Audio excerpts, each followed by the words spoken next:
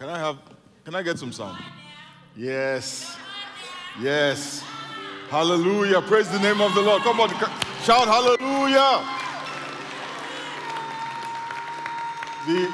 The hallelujah when they announced the food truck was much louder, particularly on this front row here. Some people take their food very seriously. Amen. Today is a good day to be in the house of the Lord. Amen.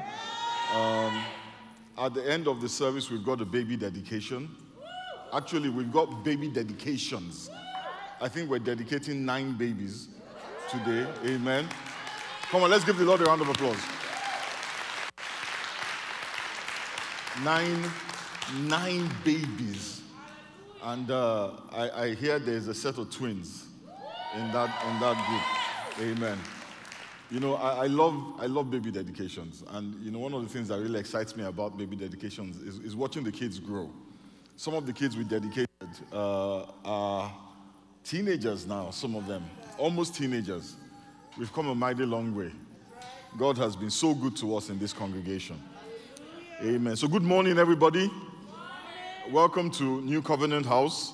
For all the folks worshiping with us for the first time here and online, my name is Femi Omotayo, and I pastor this congregation.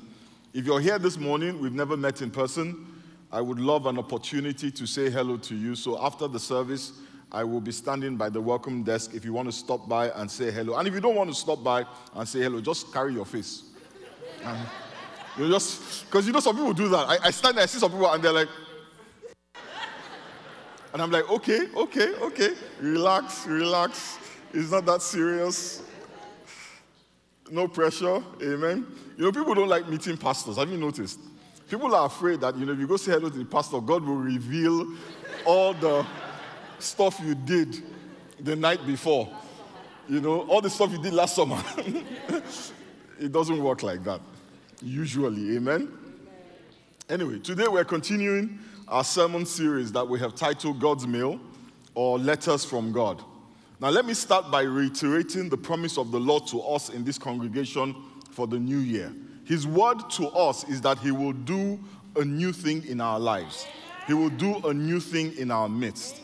In Isaiah chapter 43 and verses 18 to 21, the Bible says, "Remember ye not the former things, neither consider the things of old. Behold, I will do a new thing. Now it shall spring forth. Shall ye not know it? I will even make a way in the wilderness and rivers in the desert. The beasts of the field shall honor me, the dragons and the owls, because I give waters in the wilderness and rivers in the desert to give drink to my people, my chosen. This people have I formed for myself. They shall show forth my praise." Somebody shout hallelujah. But in order for us to fully experience what the Lord has in store for us, it is important that we have faith in him. We need to know him and we need to trust him. The Bible says in the book of Hebrews chapter 11 and verse 6, "Without faith it is impossible to please God. Anyone who comes to him must believe that he exists and that he rewards those who earnestly seek him." Faith is the condition, the basis of any interaction you and I can have with God. God requires that we trust him. And that is what faith simply is. Faith is, it simply means a trust in God. It simply means trusting in God. Trust that he says that he is who he says he is. A trust that he will reward those who earnestly seek him. But you know one thing I have realized, I've been on this planet for a minute, a long minute. You know, every time I forget, my joints remind me that, guy, you've been here for a while, calm yourself down. One thing that I have learned, though, is that it is difficult to trust a person you do not know. It is hard to put your confidence in a stranger, in someone you have just met. Yeah? When I met Pastor Lanre, for example, I didn't trust him. I thought his eyes were set a little too close together. You know, I thought he was a bit, you know, a little shifty. Hallelujah. Huh? No, seriously. When I met Pastor Larry, it was under the most amazing circumstances. I was conducting his wedding. Yeah? That's how I met him. I knew the wonderful, wonderful girl he was marrying, and I just felt so sorry for her. Like, man, Buki, what are you thinking? Anyway, I met the guy. He looked a little shady, didn't know him very well. And I can tell you this, I did not trust him. I trusted him only as far as I could throw him, and that was not very far. Amen? And I tell you, if he had made any kind of promise to me, and he actually did, because, after the wedding, oh, Pastor, thank you, I will see you in church. I was like, you will see who? If he had made any promise, I took his promises with a grain of salt. But as I have grown to know him, when he makes a promise, I believe him because I know him. And he has a track record of keeping his promises. Over the years, my knowledge of him has increased. And my confidence in him has also increased. So now I entrust to him things that are of great importance to me, knowing fully well that whatever I ask of him, he will deliver. Whatever he promises to do, he will follow through. No pressure. Hallelujah. In 2 Timothy chapter 1, verse 8, the Bible says, Paul is saying, says, do not be ashamed of the testimony about our Lord or of me, his prisoner. Rather, join with me in suffering for the gospel. By the power of God, he has saved us and called us to a holy life, not because of anything we have done, but because of his own purpose and grace. This grace was given us in Christ Jesus before the beginning of time, but it has now been revealed through the appearing of our Savior Christ Jesus, who has destroyed death and has brought life and immortality to life through the gospel.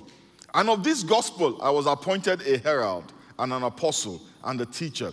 That is why I am suffering as I am. Yet this is no cause for shame, because I know whom I have believed. And I am convinced, I know whom I have believed, and I am convinced that he is able to guard what I have entrusted to him until that day. Paul said, I know whom I have believed. And because of what he knew, he was convinced. Knowledge of a person brings conviction about their ability.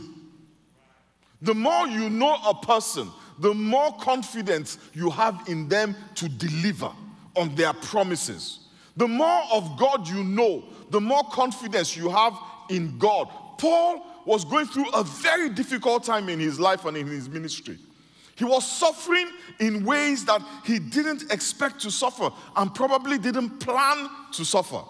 But in the middle of all that he was going through, Paul said, I am not ashamed because I know whom I have believed, and I am convinced that he is able to keep what I have entrusted in him. Many times we feel some type of shame when we are going through stuff that seems like it is only us that's going through it. It seems like everybody has got a job, but you're not getting any callbacks on interviews. It seems like everybody is getting married, but you're struggling to keep a relationship. Sometimes we feel shame because we compare ourselves to others, even though God said we should not do that. We start to feel like maybe there is something wrong with me. That is why I am not where my contemporaries are. And guess what? We start to project that insecurity onto other people. And we start to think that they are judging us and looking at us and wondering, why am I not married? Why do I not have children? Why do I not have my own house? Why am I still in an apartment? And we start to feel a little embarrassed. And many of us, the shame causes us to pull back from relationships. But Paul said, I am not ashamed that I'm going through all of this stuff. I am not ashamed that I still have a thorn in my flesh. I am not ashamed that the boat I was in capsized on the sea. I am not ashamed because I was bitten by a snake. I'm not ashamed because all of these things that are going on in my life are not a reflection of how spiritual I am or not. They are not a reflection of how much God loves me or not. They are not a reflection of a weakness on my part. They are a reflection on the love that God has for me. I know whom I have believed. I know him, and I know that he is able. You know, Paul knew God because God revealed himself to him. You know, when he was struck with blindness, the Bible says on the road to Damascus, he heard the voice of God in the place of such great trauma. Imagine you're taking a walk. You want to go visit a friend, and on your way there, all of a sudden, you lose your sight. And the voice says, it is me. I am the one behind this. Not some random person who hates you. Not somebody who is trying to steal your glory or exchange your destiny. That's the new one now. I don't understand how they exchange destiny. I honestly, someone needs to explain that thing to me. I don't get it. Say, pastor, they took my suit. And because of that, they took my destiny. Nobody can take what God has given you. You need to relax and stop believing myths and fables of men. Nobody can take what God has given to you. The Bible says he prepares a table for you in secret. Where nobody, we say things like, don't tell anybody your dreams. Because if you tell it, they might take it. If they take it, God didn't give it. Says he prepares a table before me in the presence of my enemies. That means that he expects me to eat. They will see it and they can do nothing about it. So, Christians, walking around in fear, afraid of their own shadow. When you ask them, where are you going? They don't tell you because they are worried. You ask a woman, so when are you due?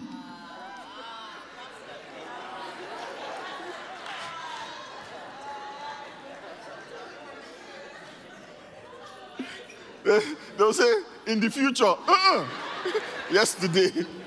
Yeah, it's fear. So God has not given us the spirit of fear. Paul said, I know in whom I have believed. We don't know God. Some of these things say we do not know God. If I tell you where I am going and when I will arrive, what are you going to do about it? What can you do about it? Listen, let me announce, on the 18th of March, I am going to Baltimore. If you want, come and meet me there.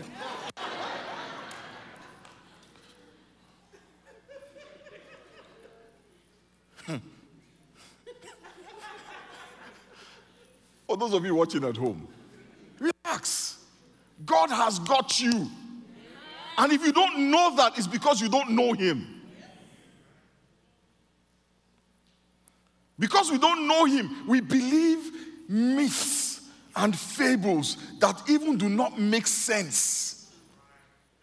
Somebody will steal my destiny. Is my destiny something you can put in a box? Says, my life is in his hands. We sing that song every day. Come on. Church, let me say, come on. Paul was struck with blindness on the road to Damascus. And he was in the place of blindness, of darkness, where God revealed himself to him. There was a time when I had just gotten saved, and I was going through, for me, a very difficult time. And I went to the Lord and I said, Father, it is so dark. I can't see anything. And he said, don't worry, just hold my hand. I made the darkness. Hallelujah. Another time I went to him, I was like, man, this Christianity thing is tough. He said, be quiet. He says, put your face in the dust. that it is good for a man to bear the yoke in his youth. That's for somebody. It is good for a man when he is young to learn about life. So sometimes God will tie you to circumstances and to people whose job it is to teach you and to prepare you for life. It will not be pleasant. In fact, the more pleasant it is, the less likely it is God. That's for somebody here. I'm just free of charge. Hallelujah. See, in those circumstances, in those difficult circumstances that I went through, God revealed himself to me. God will reveal himself to us through our circumstances, even as he revealed himself to Paul in the place of blindness. Your successes are an email from God.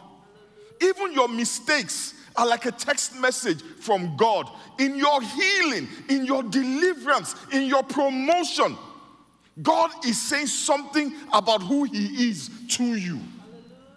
You know, the challenge is that sometimes we don't read the email. We don't read the email. If you read it, if you closely examined the ups and downs of your life, one thing you will see clearly is that God is reliable. He is dependable. And the only reason, why you can rely on him and depend on him is because he consistently keeps his word. When he says he will do something, he always does it. When he says he will do something, he always does it. You can take it to the bank. And you can say, God said. In Numbers chapter 23 and verse 19, the Bible says, God is not human that he should lie. Not a human being that he should change his mind. Does he speak and then not act? Does he promise and not fulfill? See, many of the good things happening in your life now are the manifestation of promises he made to you. Prophecies you received in the past. Dreams he showed you. Words he dropped in your spirit. But the problem is that many of us, with the passing of time, we forget. We have forgotten the promises he made. We have forgotten those prophecies we heard. We have forgotten some of the prayers that we prayed and he spoke a word to us about. Now, let me tell you a story. When I was a much younger man, I'm a young man now, but much younger man. I had come out of college and I had become a Christian. And I realized that this life that I was living was not sustainable as a single man, as a bachelor. So I decided that, you know what, the solution to my problems was to marry. I'm sure some of you have thought the same thing. So I went to the Lord and I prayed. And I prayed and I prayed and I prayed. And I felt the Lord say to me, he will give me a wife that will bring me wealth and peace. And you know, it was just one of those random things that dropped in your spirit. It dropped in my spirit. Fast forward 5 years later, I start talking to this girl, you know, and we're feeling each other, you know. She's feeling me more than I'm feeling her, but it's okay, you know. I mean, it's me now. What are you talking about? The swag was on point even from back then, and she saw it. She saw it. You know, the glory of the Lord was all over me. Anyway, so we're talking, and and I remember one night, I felt strongly that this was my wife, and I proposed to her, and I said, "Hey, babe, I want to spend the rest of my life with you." And she's like, "Yeah, sure." In her mind, she's thinking, "Oh, you're just knowing. I knew this since." But anyway, she agreed. I think a couple of days later, she told me the meaning of her name. Her name is Akudo. It's from the eastern part of Nigeria. She told me the meaning of her name, and I was shocked. You know what her name meant? It meant peaceful wealth. That's what her name meant, peaceful wealth. I had totally forgotten what the Lord said to me. But guess how I remembered? I had a journal. And in that journal, I had written down that I will marry a woman that will bring me wealth and peace. So when she said yes, I knew it was God, not my swag. Are you hearing me? And many times, we forget the revelation. We forget the promise, and we start to think it is our swag, it is our smarts, it is our intellect. And we miss the email from God. That is how we miss it. We do not draw a line from when he spoke to when the blessing happened. In Genesis 28 verse 15, he says, look, I am with you, and I will watch over you wherever you go. And I will bring you back to this land. I will not leave you until I have done what I have promised you. I'm talking to somebody here. The Lord says he will not leave you until he has done what he has promised you. Time is not a determinant of God's reliability.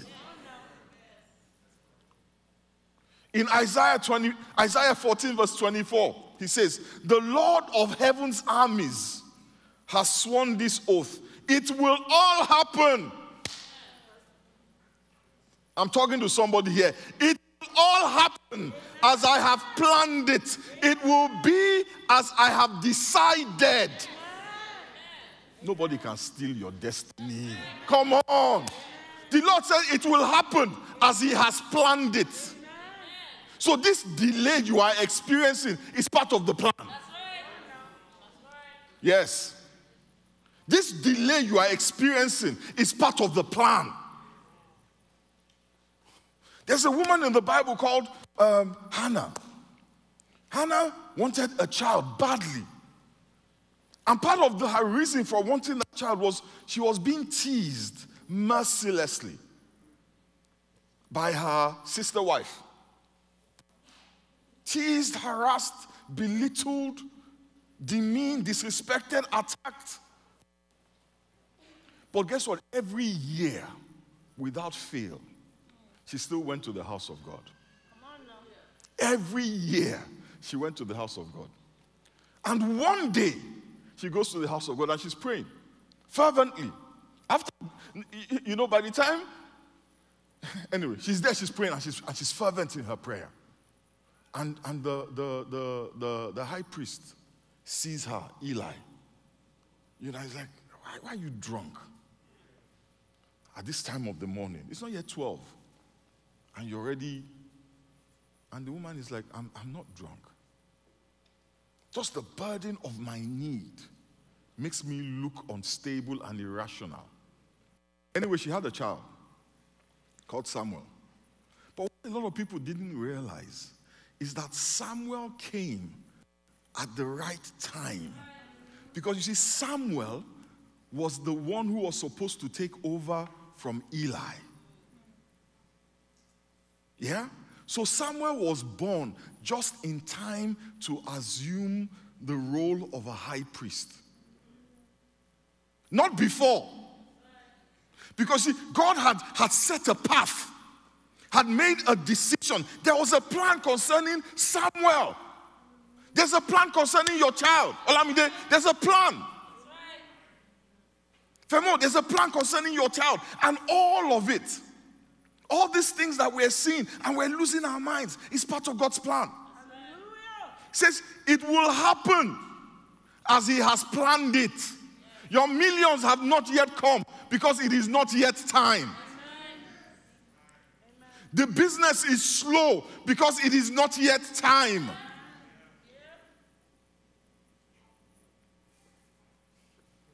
It will be, Somi, as God has decided. Paul said, I know in whom I have believed. See, this is what Paul knew. So when people were looking at him sideways, like, Paul, is it only you? Who have you offended? Who do you owe? Why does bad stuff keep happening to you? It says, I know in whom I have believed. And he is what? He is able. These verses about, God says, it will happen as I have planned, it will be as I have decided. When we look through the Old Testament, many times we see the manifestation of these things. But we start to think to ourselves, well, that was thousands of years ago. This is today. This is 2022. This is not how things work. This is not how things work. Here in America.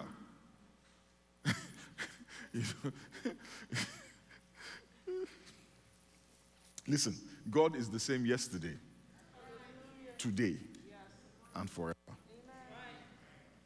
God has not changed. God has not changed. Listen, God has not changed. We talk about the new covenant, and some people think God has changed. God has not changed. His requirements are the same. The only difference is that Christ has died. So your experience of God will change because you are in Christ, not because God has changed. Are you hearing me? So we read the Old Testament to get an idea, to get a sense of who God is, his character, his nature, his mercy, his love, his justice, his intolerance for sin. But we are blessed because in Christ, we do not see the vengeful side of God. We do not see the judgment of God. All we see is the mercy and the grace and the love of God. But he has not changed. He is the same yesterday, today, and forever. If you want to know God, you need to look at what God did yesterday. Look at the yesterday of your life. What God did for you yesterday. Some of us forget. Some of us forget. God said to the Israelites, every time he did something fantastic for them, he said, guys, build a memorial. Because he knows that those guys can forget their own names. So he said, build a memorial so that you will not forget. I would have forgotten that God had already promised me a wife who would bring me peace and wealth if I had not written it in a journal. Some of us need to get a journal. That app on your phone that says notes. It can be useful. It's not just, when you take so many pictures, you're looking for what to delete. You don't need to delete it. Just when God speaks to you, just write it in there. His character is the same. His nature is the same. Nothing about him has changed from the time of Abraham until now. So you can rely on him. One of the things that I hear Christians say a lot is that if the Lord says something, it will surely come to pass. But it is important that as we are saying that, we recognize that things do not come to pass by themselves. Things do not work themselves out. Things will work out. No, they don't. If there is nobody orchestrating anything, the object will continue in the same line of motion, in the same direction. And if it is trouble at the end of it. But God intervenes. It is God that is at work to make sure his word comes to pass. He doesn't just speak and leave. No. In Jeremiah 1 verse 11, he says, the word of the Lord came to me saying, Jeremiah, what do you see? And I said, I see, why is the light going on and off?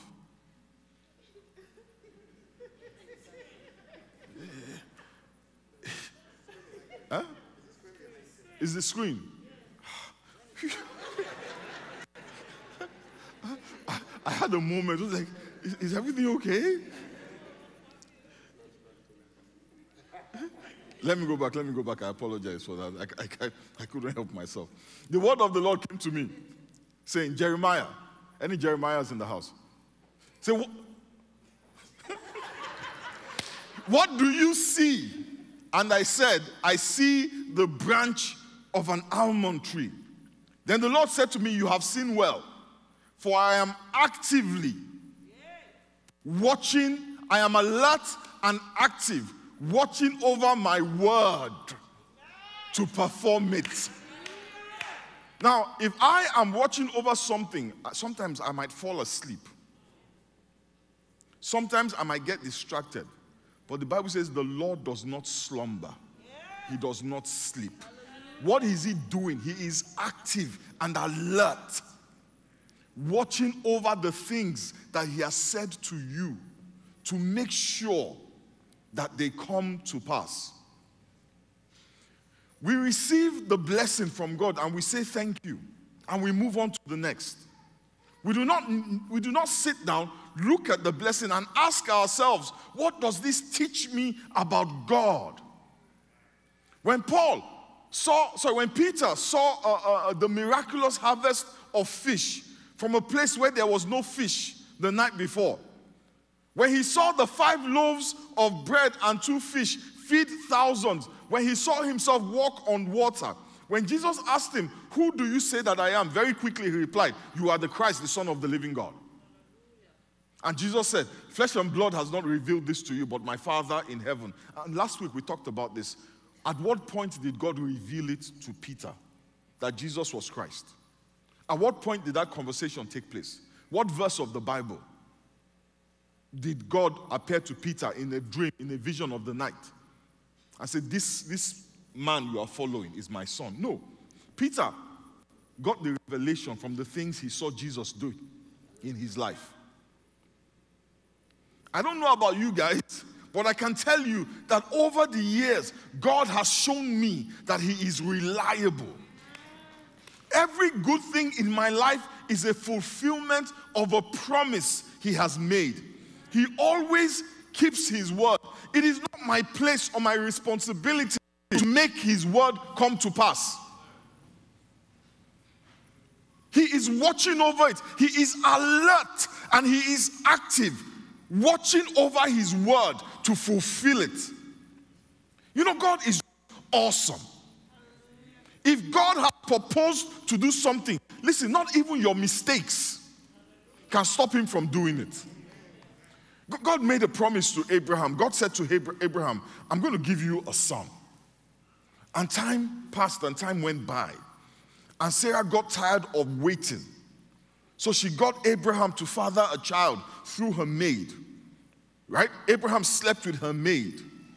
The maid gets pregnant and gives birth to a boy, and they named him Ishmael. That was a mistake of phenomenal proportions. But God didn't say, well, you know. What can I do? You messed up. No more son for you.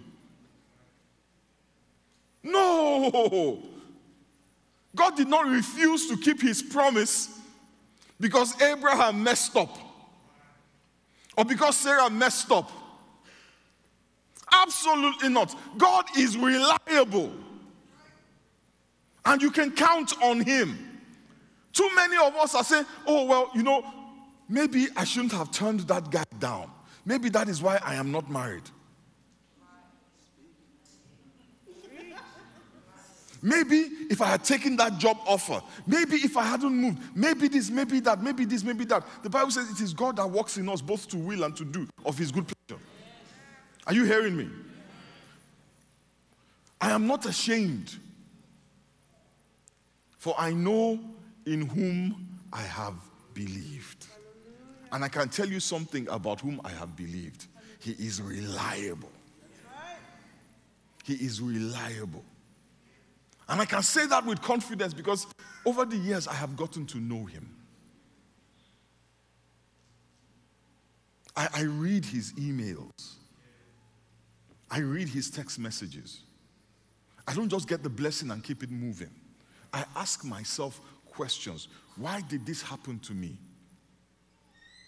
And if you have sense, because some people don't have, something good happens and they ascribe it to their own abilities. I got this job because I killed that interview. People are killing interviews daily.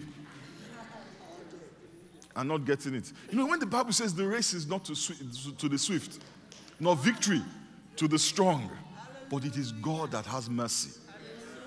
The people who appreciate that are the people that have sense. They're the ones that, when they are going through, they have peace. The Bible calls it a peace that passes understanding. The people who don't understand are the people who don't know God. Because when I see some people and they are calm, and I'm looking at their spirit, I'm like, this one knows God.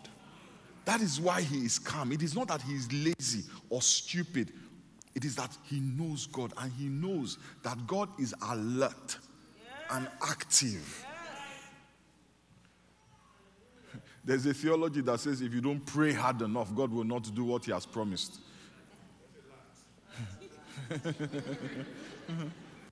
So the blessing is to the prayerful. Is how the Bible says. The race is to the ones that can pray. It says the race is not to the swift. This prayer is me talking to God. And I talk to God. We talk to God a lot. We talk about the things he said he will do, the things that he has not come through on. But the beginning and the end of all the blessings, the fulfillment of the word is in God's hands. Is in God's hands. So we need to stop condemning ourselves and beating ourselves up. And we need to start trusting in God more. Having faith in God more. Paul says, I know in whom I have believed. In whom have you believed, my brothers and sisters? In whom do you believe? What is the basis of your faith? I want to challenge you to go home. They tell us to count our blessings, name them one by one, and then you will discover what the Lord has done. I want to switch that up a little bit. I don't want you to count your blessings. I want you to examine your blessings. Don't just count them, examine them and see what the Lord is saying to you about himself. What the Lord is revealing to you about who he is. What those blessings say about the character, the nature of God. That is my challenge for you today. To go home and look at your yesterday so that you can know the God that you are dealing with today. I know in whom I have believed. Let us bow our heads and pray.